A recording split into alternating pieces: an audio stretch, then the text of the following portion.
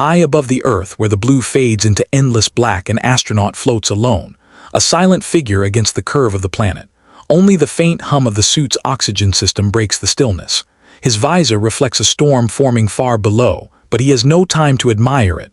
Something is wrong, something he trained for but hoped would never happen. His lifeline is drifting away.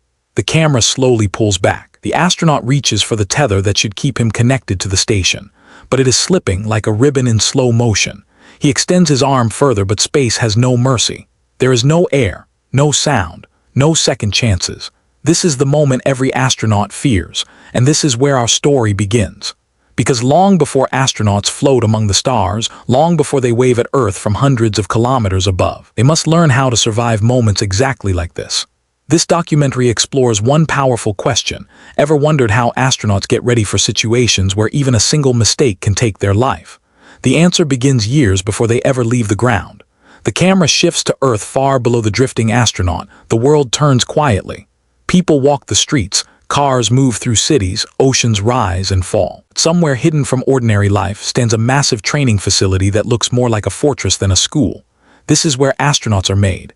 A narrator's voice begins, calm but firm. Astronauts are not born ready for space. They are trained, shaped, transformed. The journey is long, painful, and unforgettable, and for many of them it starts with a single thought: what if I really could leave Earth? A room filled with hopeful candidates inside a large training hall. Dozens of men and women sit quietly. Some are scientists, some are pilots, some are engineers, all are dreamers, but the selection team does not see dreams, they see risks. The camera moves through the room, nervous smiles, straightened backs, eyes that want to reach space more than anything. A single instructor enters and places a heavy metal helmet on the table. He says 6 words: only a few of you will make it. The room falls silent. This is not a contest of intelligence alone. Not strength alone, not skill alone. This is a test of everything: the human body, the human mind, the human fear of the unknown, and this is only day 1. The transformation begins. Candidates must first pass medical tests so extreme, most people quit at this stage. Their lungs are checked for how long they can hold oxygen. Their hearts are measured for how they react under stress. Their bones and muscles are scanned, because one day they may lose gravity. The narrator explains, space does not care who you are, it only cares how well you survive it. Those who fail even one test are quietly sent home. No second try. Those who remain are led into a small white room with cold steel walls. It is empty except for a spinning chair in the middle. This is the disorientation test. A calm voice speaks through a speaker: sit and hold on. The chair spins faster and faster. Candidates try to keep their eyes on a single point, but the world blurs. Some grip the sides tightly, some breathe slowly, some close their eyes, but astronauts are not allowed to panic. They must stay aware. Stay calm, stay human, even as the body begs them to stop. When the chair halts, the room tilts strangely. A few stumble, a few fall. Only those who stand straight are allowed to continue. A glimpse into the neutral buoyancy lab next. A giant door slides open to reveal one of the most incredible rooms on Earth. A pool so massive it looks like a small ocean. But inside the water is a full-sized copy of the space station.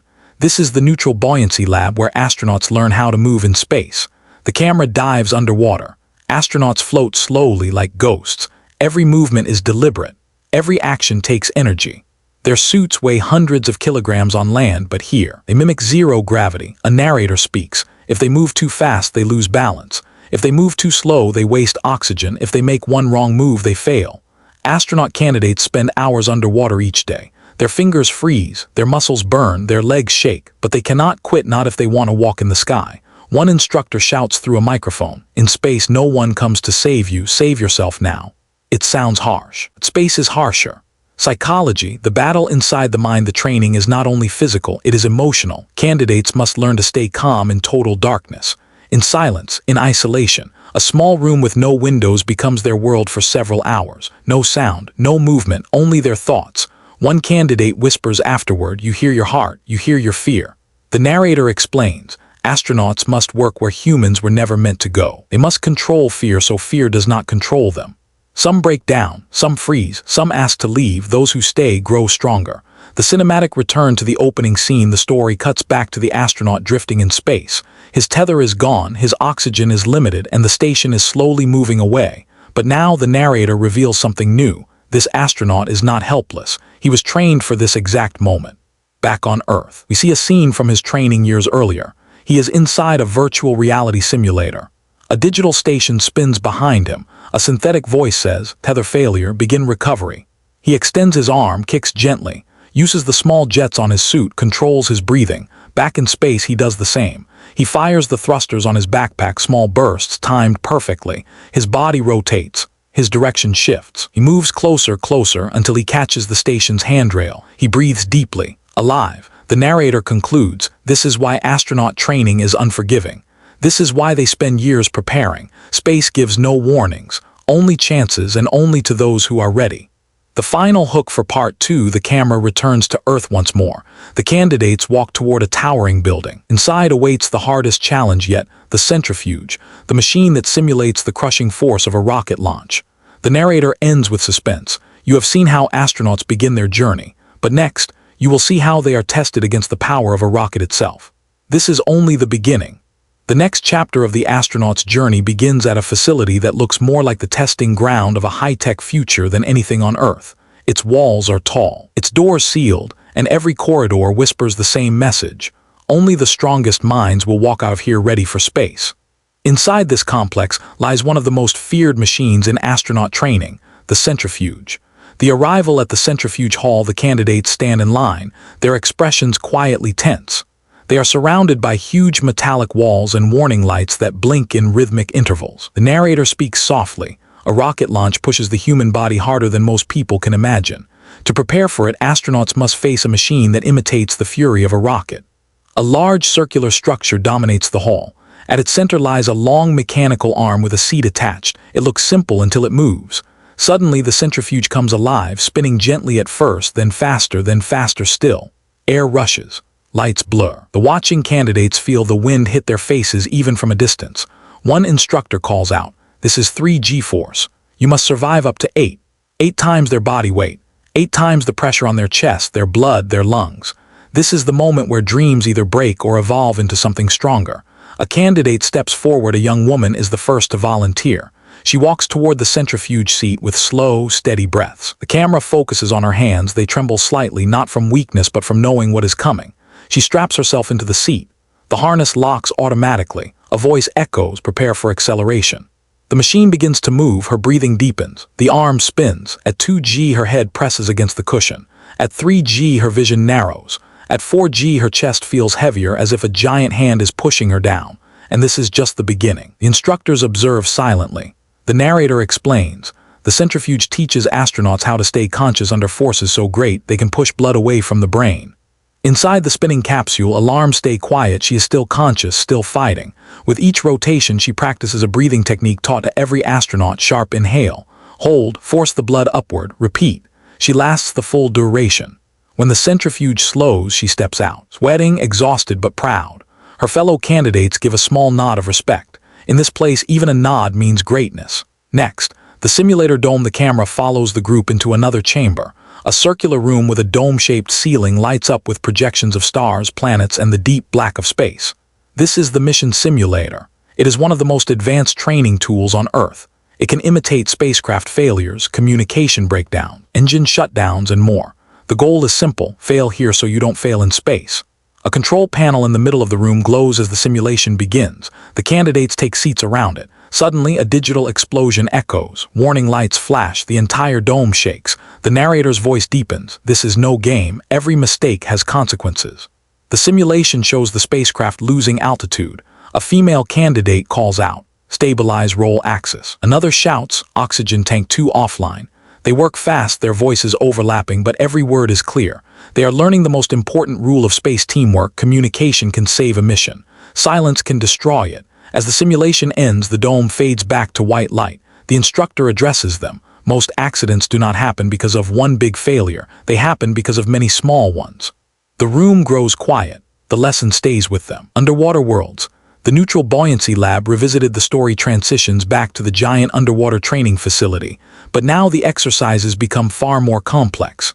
Astronaut candidates must perform real construction tasks underwater, attaching tools, repairing pipes, assembling panels, all while floating in slow-motion conditions that mimic space. The narrator shares, "A single spacewalk can last 6 to 8 hours. Every movement must be practiced until it becomes a part of their body."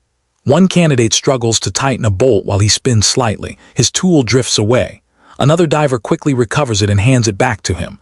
The instructor speaks through a speaker. In space, tools do not fall. They float away forever. You lose one, you fail. Hours pass. The candidates' arms burn, their backs ache. Their fingers numb from gripping tools through thick gloves. But underwater, there is no frustration, only focus. Because every pull, every twist, every push prepares them for walking outside a spacecraft where Earth is a blue marble beneath their feet. Emergency drills, fire in the spacecraft. Next comes something even more terrifying. Inside a small spacecraft replica, sirens scream, red lights flash, smoke harmless but realistic fills the air. A digital voice shouts, "Fire detected in Module 3. Astronaut candidates rush inside. They crawl low to avoid the smoke, securing breathing masks and locating the fire source.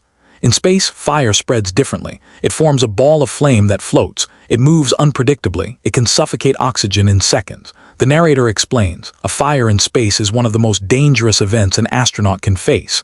You cannot run outside. You cannot open a window. Your only escape is your training. They follow procedures with precision. Cut power. Secure oxygen lines. Use a special fire extinguisher. They put out the simulated fire in time, but they exit the module sweating, shaken. The instructor says calmly, "Good, you felt fear, now learn to control it." Isolation chamber. The quiet enemy astronauts must live in a place where night and day switch every 45 minutes, where the same walls surround them for months, where silence feels alive. So they train for it. A metal door closes behind a candidate. The isolation chamber is dark with only a faint blue light. There is nothing inside but a chair and the sound of his breath. The narrator continues, isolation is not just loneliness. It changes how the mind thinks, reacts, dreams. Hours pass. Inside, the candidate starts noticing small sounds, his heartbeat, the airflow, the ringing in his ears. Time loses meaning. But this training is necessary. On the International Space Station, the human mind is tested as much as the body. When the door finally opens, the candidate steps out with eyes slightly red, but more aware than before. A glimpse into spacecraft systems. Astronauts must know every switch, cable, valve, and emergency procedure inside their spacecraft. Even pilots must learn engineering. Scientists must learn navigation. Engineers must learn medical skills. The camera pans across control panels filled with buttons and displays. Instructors guide them. If your communications fail, you must fix them. If your oxygen drops, you must act fast. If your navigation computer goes down, you must use the stars. One trainee practices finding constellations using a digital sky map. Another learns how to manually dock with a space station. Another studies suit repairs. The narrator says, in space, your knowledge is your survival. Team survival training in the wild to prepare for emergency landings on Earth. Astronauts train in extreme environments, snow-covered forests, deserts, mountains, and oceans. The scene shifts to a cold forest. Snow crunches under boots. The group works together to build a shelter using limited supplies. One trainee jokes, "I thought space would be warmer than this." They laugh, but the underlying purpose remains. Survive with little, work as a team, stay calm. At night, they light a small fire. The camera shows their tired faces illuminated by orange flames. These are the moments where bonds form, bonds that might one day save their lives. Returning to the astronaut in space, the scene shifts back to the astronaut from part 1. He sits inside the airlock after surviving the tether failure. His breaths are still heavy, his visor fogged. But he is safe. The narrator reminds viewers, everything he did in that moment was learned here. Inside these walls, underwater, in the centrifuge, in the darkness of isolation, and in the noise of simulated emergencies. The camera zooms in on his gloved hands as he removes them slowly. He is calm, focused, confident. He earned this moment. Ending hook for part 3, the narrator speaks as the camera fades to black. You have seen how astronauts train their bodies and minds, but now, how do they leave Earth? A rocket stands tall on a launch pad. Steam rises. Engines glow.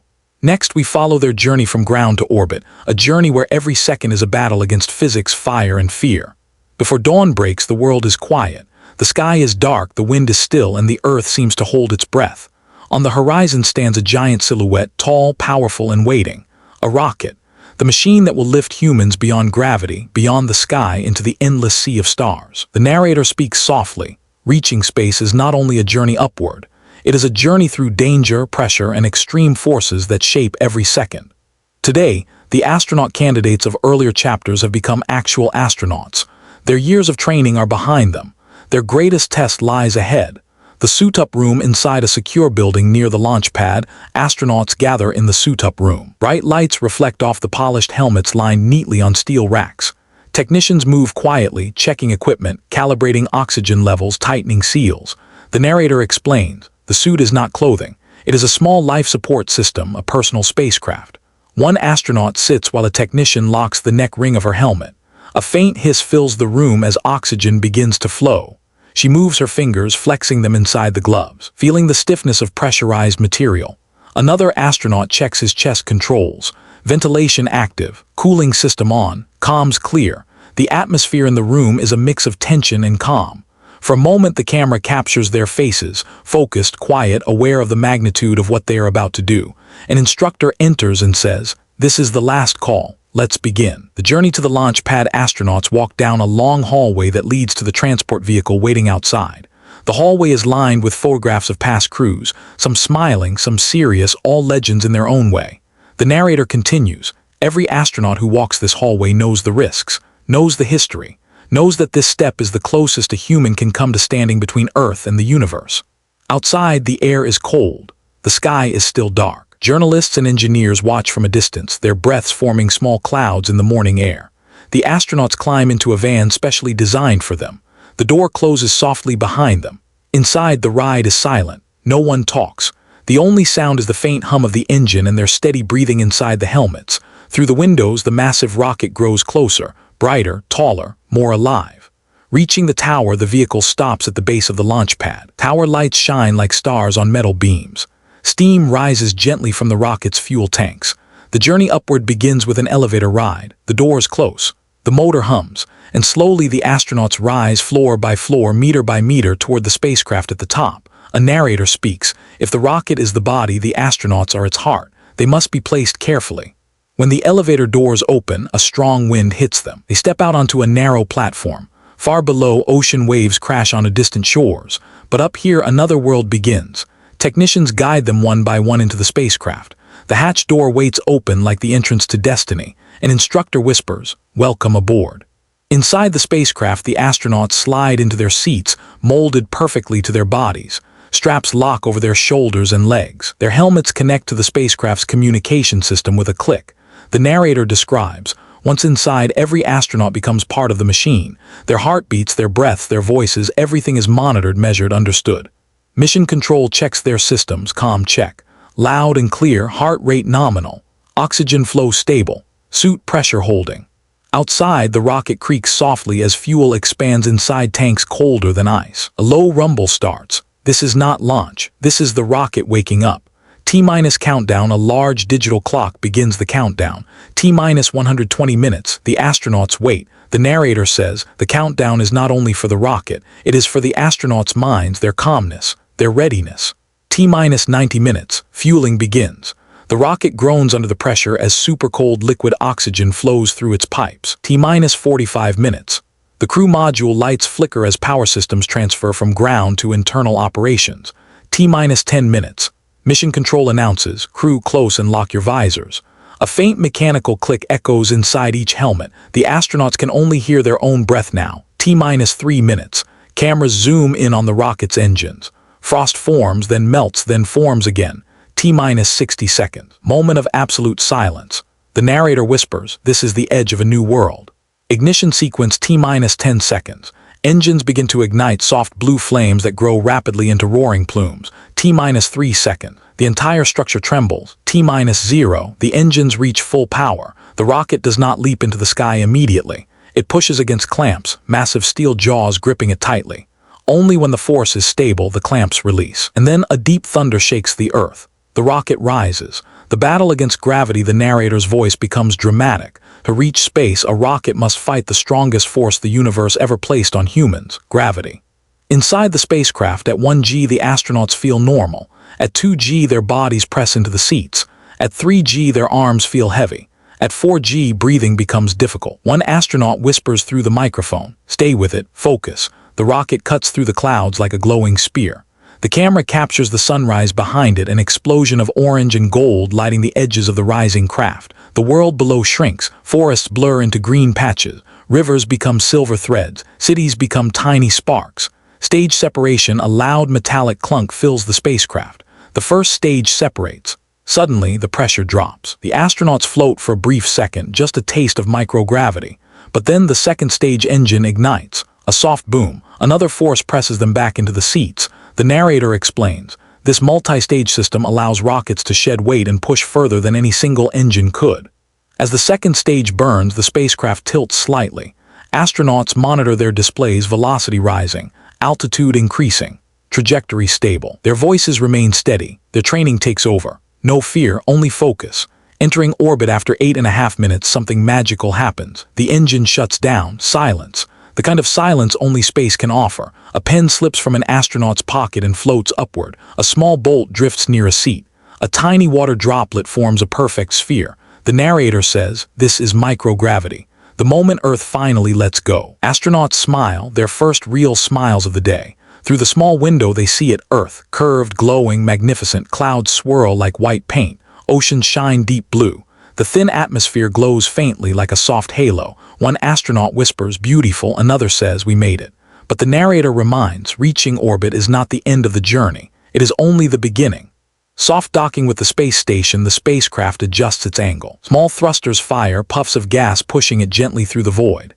Ahead, the International Space Station appears. Massive, silent, a human-made island floating above Earth. The narrator adds, docking is one of the most delicate maneuvers in space. The spacecraft approaches slowly, 10 meters, 5 meters, 1 meter. A soft metallic clunk echoes, connection achieved. A ripple of relief moves through the crew. The hatch opens when the hatch door swings open. Astronauts float into the station, weightless, graceful like dancers in slow motion. Their journey from Earth is complete, for now. The narrator ends part 3 with suspense. You have seen how astronauts reach space. But how do they live there? How do they sleep, eat, breathe, work, and survive for months at a time? A new chapter begins. Fade out. The moment the astronauts float through the hatch and enter the International Space Station, something strange happens. The world they knew, the one with weight, gravity, and solid footing, disappears. Here up is down, down is sideways, and every direction feels the same. The narrator opens softly. Astronauts do not just visit space. They must learn to live here. The space station hums quietly like a giant mechanical heart. Every wall is filled with wires, screens, switches, and blinking lights. There is no true floor or ceiling. Only modules connected like tubes in a floating laboratory. This is home now. For months. The first moments of microgravity, the astronauts move awkwardly at first. Their arms drift. Their legs drift. Even their thoughts drift for a moment as their brains adjust to the idea that their bodies no longer weigh anything. One astronaut gently pushes off a wall and begins floating across the module with surprising speed. Bumping into another wall, he laughs. I guess I used too much force. The narrator explains, in microgravity, a small push becomes a long journey. A big push can send you spinning endlessly. The crew straps their feet into small loops on the floor. This gives the body a sense of grounding, helping them focus. Slowly, they begin adapting to the rhythm of life in space. The daily routine begins. Every astronaut's day starts the same way, by floating to a small window and checking Earth. The blue planet turns slowly beneath them, wrapped in clouds and sunlight. Night and day pass every 45 minutes. The narrator adds, astronauts see 16 sunrises and 16 sunsets every day. It is beautiful, it is surreal, but it is also disorienting. Inside the station, the crew moves through narrow modules, often brushing past bags of equipment, floating tools, or wires tied neatly to handrails. Everyone has jobs to do, experiments, repairs, health checks, and maintenance. But before all of that, they must do one thing that is absolutely necessary for survival: exercise. Fighting the invisible enemy. Muscle loss, the astronauts move to the workout area of the station. It has no weights, because weights are useless in microgravity. Instead, they use resistance machines, treadmills with harnesses and cycling equipment. The narrator explains, in space the body begins to forget gravity, muscles weaken, bones lose strength, the heart grows smaller. 2 hours of exercise every day is not optional. It is the only way to remain healthy enough to return to Earth one day. An astronaut straps himself onto the treadmill. Without gravity, he cannot stay on it naturally, so bungee cords pull him toward the machine. Each step sounds strange, metallic, and hollow. Another astronaut pedals a stationary bicycle. Her feet float slightly above the pedals between cycles. Her hair drifts like a cloud around her head. This is exercise in space, a battle against the slow erosion of the human body. Eating in space, a strange dance with food. Next, the astronauts gather for a meal. Plastic trays float in front of them. Food packets drift like tiny satellites. One astronaut jokes, if you let go of your spoon for 1 second, it disappears forever. They laugh, but it's true. Anything not attached immediately becomes part of the environment, floating behind vents, inside equipment, or above sleeping bags. The narrator explains, food behaves differently in microgravity. Crumbs do not fall. Water forms floating spheres. Everything must be eaten carefully. An astronaut cuts open a pouch of rehydrated pasta. She squeezes it gently, guiding the food into her spoon. Another astronaut releases a drop of orange juice that floats in the air like a perfect orb. He leans forward and catches it with his lips. It's funny. It's messy, but it is also training to live safely where food can float into electronics or lungs. Space changes everything, even hunger. Drinking water recycled from the unthinkable. One astronaut opens a sealed water bag. A narrator reveals a surprising fact. Almost all the water astronauts drink is recycled from the air, from sweat, and yes, even from urine. It sounds shocking, but the technology is advanced. The water is cleaner than what most people drink on Earth. Space offers no fresh rivers or lakes. Water must be reused again and again. A crew member jokes, "Yesterday's coffee becomes tomorrow's coffee." The others laugh, but the truth remains, recycling keeps them alive. Personal spaces, sleeping in the floating world when night falls. Not that night ever truly arrives. Astronauts head to their small sleeping pods. Each pod is the size of a small closet. Inside are a sleeping bag, some personal items, maybe a photo from home. One astronaut floats into her pod and zips herself into the sleeping bag. She does not lie down. There is no need. She simply floats, strapped loosely, drifting like a leaf in calm water. The narrator explains, astronauts do not sleep on beds. They do not feel mattresses. They do not turn over. They drift inside a cocoon of fabric to avoid bumping into walls. Soft lights dim. Gentle hum of ventilation fills the air. This is bedtime in space, silent, weightless, simple. The psychological battle, loneliness and confined living. Astronauts live in close quarters. There is no fresh air. There are no natural sounds, no wind, no rain, no streets. Only metal walls, blinking screens, and the endless void outside. The narrator says, space is beautiful, but it is also isolating. Some astronauts miss home. Some miss smells, trees, food, the ocean. Some miss hugs because hugs require gravity. One astronaut floats near the window and stares at Earth. He whispers, it feels close but unreachable. Video calls help, messages help, but they cannot replace the warmth of human presence. Living in space is a test of emotional strength, one that few people ever understand. Spacewalk preparation. The most dangerous job. The next part of life in orbit is the most intense, preparing for a spacewalk. Only the best trained astronauts are allowed to step outside the station.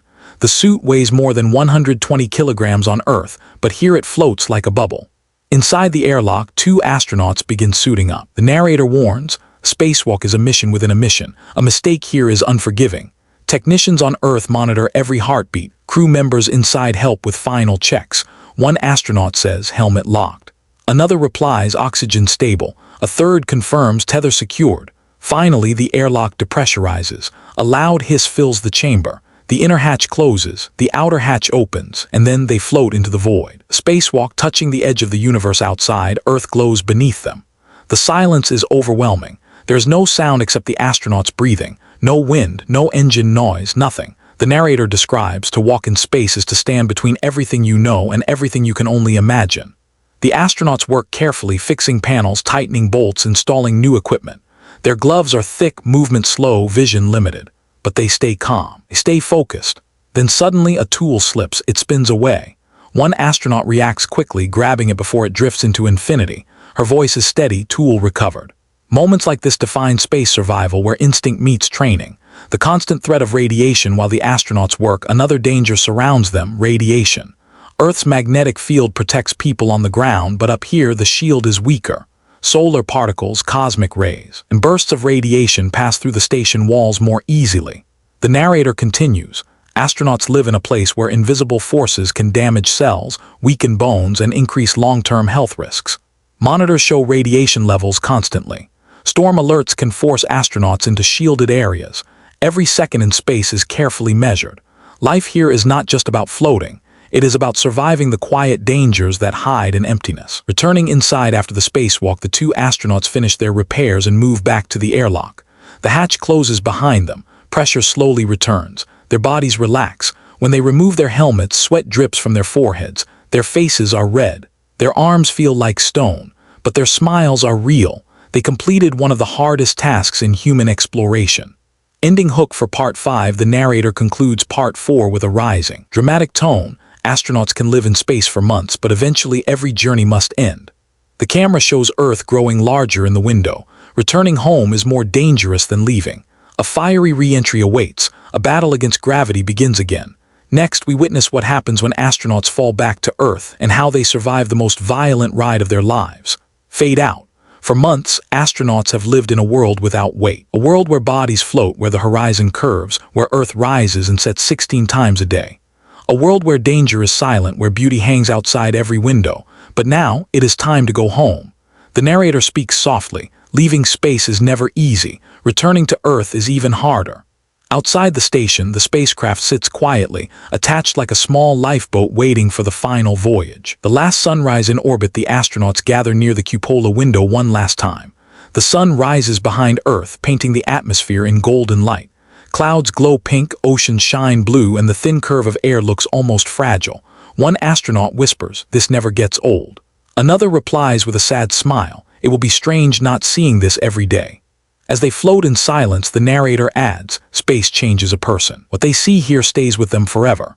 They take one last look, one last memory, one last breath of the artificial air before their journey into real gravity begins.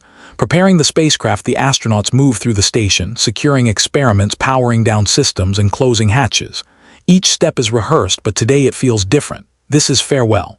The commander speaks, "All right, crew. Let's head to the vehicle." They float through the narrow modules for the final time. They enter the spacecraft, sliding into their seats like puzzle pieces fitting perfectly into place. Straps tighten, helmets lock, suits pressurize. Mission control calls from Earth. "Station crew, we have you loud and clear. Prepare for undocking." Undocking, leaving their space home, small thrusters fire. The spacecraft shakes gently. Metal clamps release with a metallic clunk. Slowly, almost reluctantly, the craft drifts away from the station. The astronauts watch through a small window as their home of many months shrinks in the distance. Its solar panels unfold like wings, glowing in sunlight. The station floats peacefully above Earth. The narrator whispers, "The station remains in space, but the human body must return to gravity." As the spacecraft drifts farther, the final separation burn fires. The station becomes a bright dot in the blackness. The journey home has begun. The deorbit burn, point of no return. The commander initiates the deorbit burn. Engines ignite behind them, slowing the spacecraft. In space, slowing down makes the craft fall toward Earth. The narrator explains, "To return home, astronauts must dive back into the atmosphere at tremendous speed, faster than any jet on Earth." Inside, the cabin displays glow red. Numbers scroll rapidly. Velocity drops. Altitude drops faster. Earth grows larger in the window, blue, white, beautiful, and waiting. Once the burn ends, mission control announces, "You are committed to re-entry. There is no turning back." The spacecraft tilts nose forward. Silence follows. A deep, powerful silence before the storm. Hitting the atmosphere, fire on the window. The first touch of atmosphere is gentle, just a whisper. Then the whisper becomes a roar. The narrator's voice deepens. At 25,000 kilometers per hour, the air becomes a wall of fire. The spacecraft shakes violently. Flames streak across the windows. The cabin fills with deep rumbling. Outside, the heat shield glows bright orange, then white. Temperatures exceed 500 degrees C. Air around the craft turns into plasma, superheated gas that glows like molten metal. Inside, astronauts feel gravity returning, like an invisible weight pressing them deeper into their seats. 1G, 2G, 3G, 4G, their arms feel heavy. Their lungs feel tight. Breathing becomes work. One astronaut mutters, "Feels like someone sitting on my chest." The commander replies calmly, "Steady, we've trained for this." The shaking intensifies. The flames grow brighter. Radio contact begins to fade. The narrator explains, "During peak re-entry, the plasma blocks radio waves." For several minutes, astronauts fall in silence, alone between fire and gravity. The blackout begins. No contact with Earth, no messages, only the roar of the atmosphere outside. The blackout, minutes that feel like hours inside the cabin. Alarms blink. Heat readings spike. G-forces strain muscles. Sweat forms and floats before sticking to visors. The narrator continues, "These are the longest minutes of an astronaut's life." As gravity pulls harder, the spacecraft shakes violently, like riding through a storm made of flame and pressure. But slowly, very slowly, the rumbling softens. The flames fade. Air thickens. Control returns. A beep echoes through the cabin. Mission Control's voice breaks through. "Capsule, we have you again. Welcome back." The astronauts breathe a sigh of relief. They survived the fire. Parachutes. The final descent. As the craft falls through thicker air, small doors open on its surface. A drogue chute pops out, a small parachute that stabilizes the tumbling capsule. Moments later, boom, the main parachutes deploy. Three giant canopies burst open above the spacecraft like orange and white flowers blooming in the sky. The capsule slows dramatically. The shaking stops. The descent becomes gentle. The narrator adds, "After surviving the fire, the return home becomes peaceful, like drifting toward Earth on giant wings." Below them, the landing zone comes into view, vast open land or ocean waves depending on the program. The capsule sways slowly. The astronauts grip their harnesses. Their bodies feel impossibly heavy. Without gravity for months, even lifting a hand feels like pushing through stone. One astronaut tries to move his head and whispers, "Wow, my neck feels like it weighs 100 kilos. Touchdown, the ground approaches. 5 meters, 3 meters, 1 meter thud. The spacecraft hits the surface. Dust rises, the capsule rolls slightly, then settles. For a moment, everything is still. The narrator says, after months of floating, the return to solid ground feels unreal.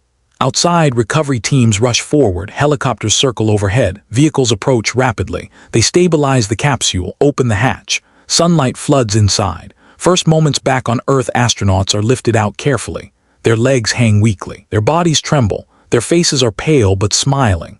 The human body must relearn the simple act of standing. One astronaut tries to take a step. His knee collapses gently and 2 technicians catch him. He laughs weakly. "I forgot how heavy I am." Another tilts her head upward, eyes squinting at the real sky. The air smells different, like grass, like home. The narrator reflects. Space gives humans a new view of life, but Earth gives them strength again. Medical teams in recovery, the astronauts are placed into reclining chairs. Doctors examine them, measure blood pressure, test heart rhythms, check muscle response. Months of microgravity weaken bones and muscles. Some astronauts feel dizzy, some feel sick, some feel overwhelmed by weight and sound. The narrator explains, recovery can take months. The body must remember gravity again. But despite the exhaustion, the crew is smiling, laughing, talking to each other, sharing stories. They did it. They made it home. The emotional impact of return later after the first tests, astronauts step outside. They breathe the fresh smell of soil, feel wind on their skin, touch the ground with shaking fingers. One kneels and presses her palm to the dirt. "I didn't realize how much I missed this." Another looks around at mountains, trees, and sky. Everything feels bigger now. The narrator says, when humans return from space, they appreciate Earth in a way no one else can. Space gives perspective. Earth gives meaning. Back to our hero, full circle, the astronaut from part 1 sits in a recovery chair wrapped in a blanket. His eyes are tired but calm, the same calmness that saved him during the tether failure. Interviewers ask him, what was the hardest part of the mission? He smiles softly, leaving space. Then he adds, but also returning home. He looks at the sky, a sky he once saw from above. Now he sees it differently. Earth is beautiful from space, but it's even more beautiful when you're standing on it. Final narration, the journey completed, slow music begins. The camera lifts toward the clouds. Earth rotates slowly beneath it. The narrator offers the final words. Astronauts train for years. They survive danger, isolation, fire, and gravity. They float in silence, walk among stars, and return through flames to touch home again. A pause. Their journey is not just science. It is the story of human courage. The documentary fades out as the rocket launch pad appears again, waiting for the next mission, the next explorers, the next chapter of the universe. Because as long as there are stars, humans will keep reaching for them. Fade to black.